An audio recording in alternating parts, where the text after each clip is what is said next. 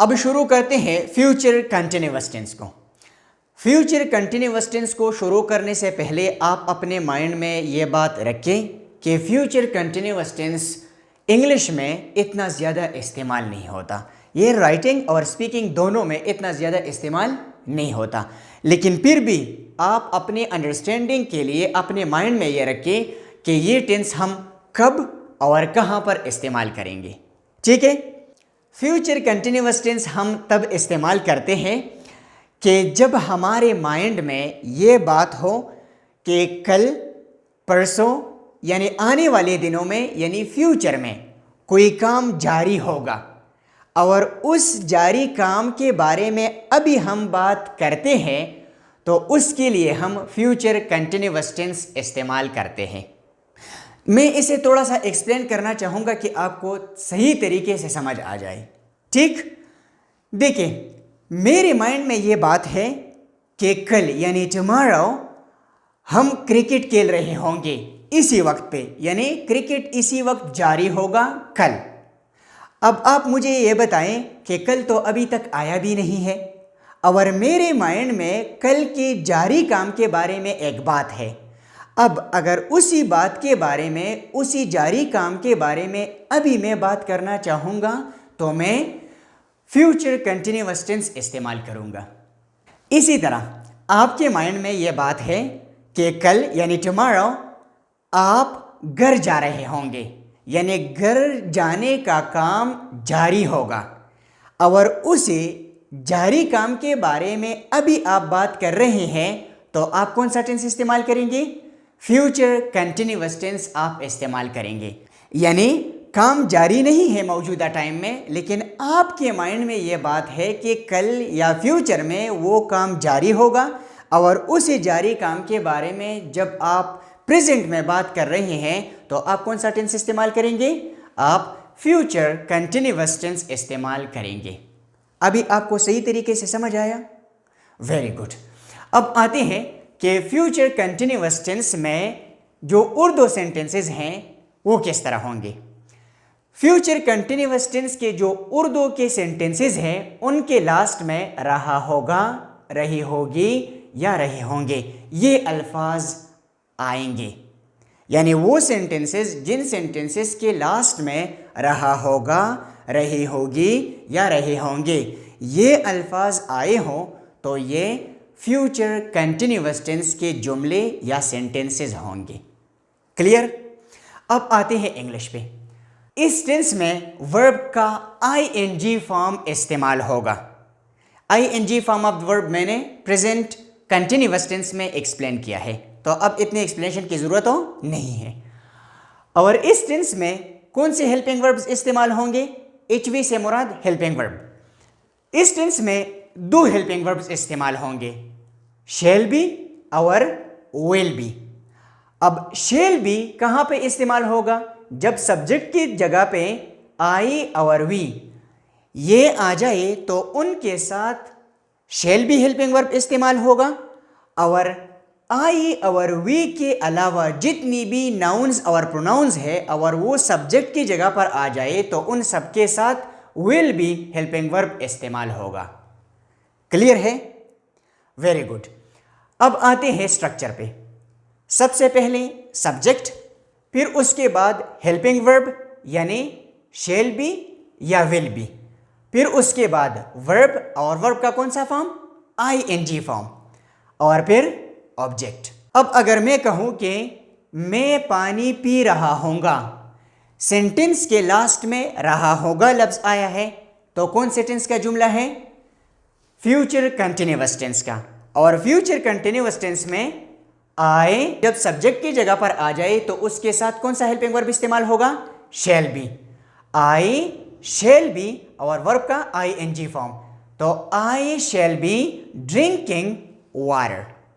इसी तरह we shall be drinking water. इसी तरह he will be drinking water, they will be drinking water, cat will be drinking water या cats will be drinking water.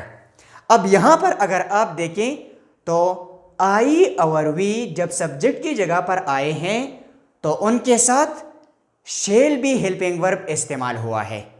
और आई और we के अलावा बाकी जितनी भी नाउन्स और प्रोनाउन सब्जेक्ट की जगह पर आ जाए तो उनके साथ विल बी हेल्पिंग वर्ब इस्तेमाल होता है।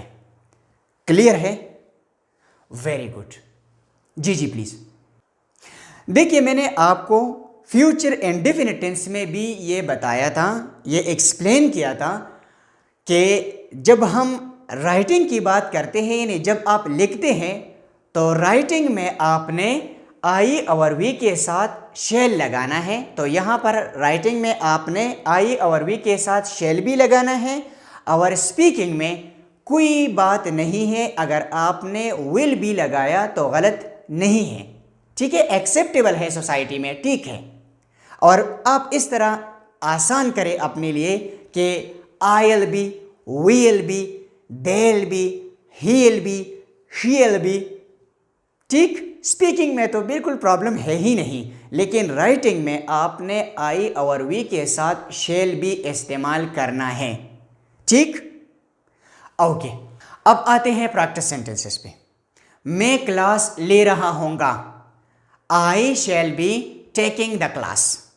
तुम खाना खा रहे होंगे, you will be eating the meal. वो कॉलेज आ रहा होगा, he will be coming to college.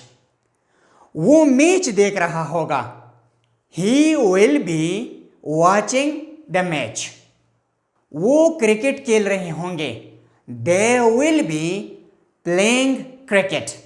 सोना किताब पढ़ रही होगी, Sona will be reading the book. वो खत लिख रहा होगा, he will be writing a letter. Clear है? Very good. अब आते हैं नेगेटिव सेंटेंसेस पे। नेगेटिव सेंटेंसेस से मुराद वो सेंटेंसेस जिनमें नो, नॉट, नेवर ये वर्ड्स इस्तेमाल हुए हो तो उनको हम कहते हैं नेगेटिव सेंटेंसेस।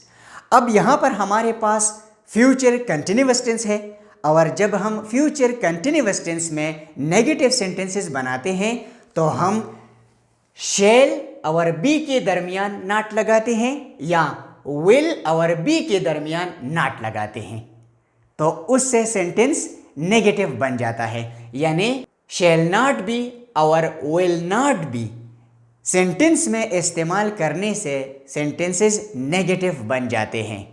ठीक, ओके। अब स्ट्रक्चर को देखते हैं।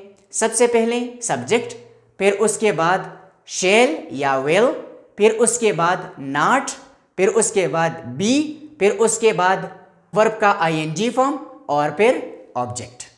तो मैं पानी नहीं पी रहा हूँगा, I shall not be drinking water. यहाँ पर अगर आप देखें तो शेल और बी के दरमियान नॉट लगाया गया है। इसी तरह we shall not be drinking water, he will not be drinking water. यहाँ पर ही सब्जेक्ट है और ही के साथ विल भी लगाया जाता है। यहाँ पर हमारे पास नेगेटिव सेंटेंस है तो विल और बी के दरमियान नॉट लगाया गया है। ठीक, तो he will not be drinking water. इसी तरह they will not be drinking water, cat will not be drinking water या cats will not be drinking water. समझ आया आपको? इजी है? ओके। अब आते हैं प्रैक्टिस सेंटेंसेस पे। वो खाना नहीं खा रहा होगा, he will not be eating the meal. वो क्लास नहीं ले रही होगी, she will not be taking the class. हम क्रिकेट नहीं खेल रहे होंगे, we shall not be playing cricket. तुम चाय नहीं पी रहे होंगे, you will not be taking tea. Clear है? अब आते हैं इंट्रोगेटिव सेंटेंसेस पे। इंट्रोगेटिव सेंटेंसेस से मुराद वो सेंटेंसेस जिनमें सवाल पूछा जाता है, क्वेश्चन पूछा जाता है, तो उन सेंटेंसेस को हम इंट्रोगेटिव सेंटेंसेस या क्वेश्चन सेंटेंसेस कहते हैं। ठीक है? अब इन सेंटेंसेस में 2 पॉइंट्स बहुत ज़्यादा ज़रूरी हैं। एक, ये हेल्पिंग वर्ब से शुरू होते हैं, और दूसरा पॉइंट, लास्ट में साइन ऑफ इंटरोगेशन लगाया जाता है। ठीक है, अब हमारे पास यहाँ पे फ्यूचर कंटिन्यूअस टेंस है, और फ्यूचर कंटिन्यूअस टेंस में हमारे पास स्ट्रक्चर इस तरह होगा कि सबसे पहले हम विल या शैल लगाएंगे, फिर उसके बाद सब्जेक्ट, फिर उसके बाद बी, फिर उसके बाद वर्ब का आईएनजी फॉर्म, और फिर उसके बाद ऑब्जेक्ट, और लास्ट में साइन ऑफ इंटरोगेशन। तो किस तरह होगा कि क्या मैं पानी पी रहा होगा, तो शैल I B drinking water, last में साइन ऑफ इंटरोगेशन। यहां पर अगर आप देखें तो शैल और बी के दरमियान सब्जेक्ट लगाया गया है।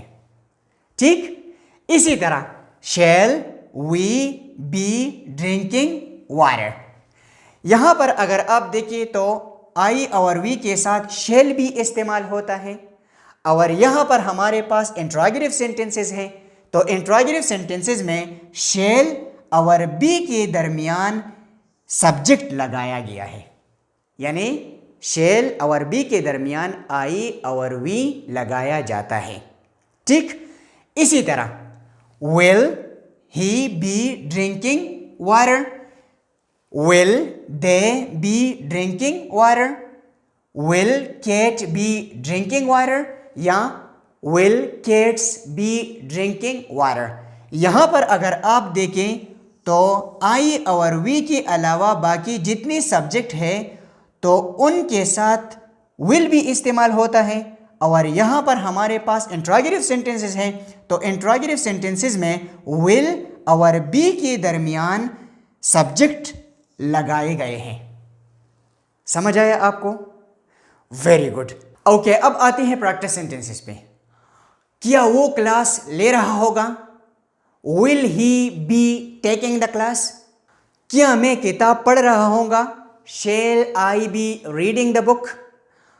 क्या तुम गाड़ी चला रहे होंगे, will you be driving the car. क्या वो क्रिकेट खेल रहे होंगे, will they be playing cricket. Clear है? ओके,